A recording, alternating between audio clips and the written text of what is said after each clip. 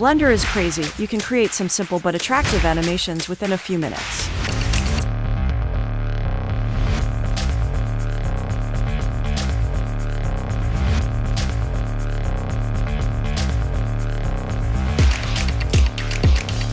So let's do it in under 4 minutes. At first, select the cube and go to Geometry nodes. Don't worry, I'll try to keep it simple. And of course, greater things are achieved by taking simple steps one more time. Sorry, the clock is ticking. Let's begin. At first, shift it to add a grid and connect it with group output, with 10 meters X and Y. And vertices also 10. Then add a triangulate node, followed by a dual mesh node. It will create hexagonal faces. You can see it in wireframe mode. To change this, quickly add a value node and connect to both. Now we can manipulate both together. I'll keep it around 30. Always add a join geometry before group output. Now add a split edge node. It will split all hexagons. To see these, add a scale elements node and reduce the scale of hexagons. Now add an extrude node, probably the most important node for this animation. You can change the scale. Now add a sphere on the viewport, not in the geometry node. Now click and drag it into our node setup. This will be our animation mastermind. Sorry, I'm kidding. Now add a geometry proximity. It calculates the data from the object we link to it. Here it will be our sphere. Then it creates animations with this data. We will use the distance and connect to extrude value. Now move the spheres, but nothing happened, because we have to select the relative option so that it can calculate the position data. Now at least something is happening. Let's make it better, taking few more simple steps. We will use a math node with multiply option. And by multiplying small numbers, reduce the effect.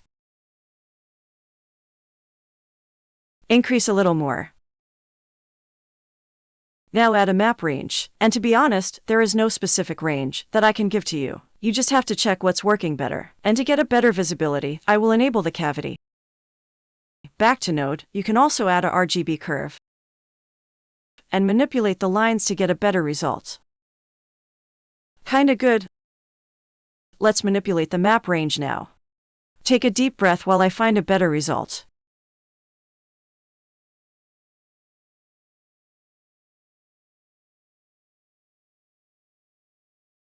Just wait a few seconds. I will provide the values that I finally achieved.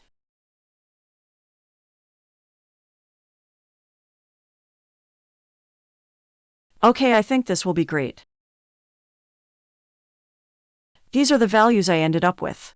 And to get the floor, duplicate it and connect to join geometry. But what can we do to make it greater? It's simple, by taking another simple step. Another one. Another one. Another one. Let's take it. Now as we use the distance to scale the extrude value. Similarly, we can use it to scale the hexagons using this scale elements value. So connect it. Oh, it's looking messy, but don't worry, use the math node to reduce the effects as we did before.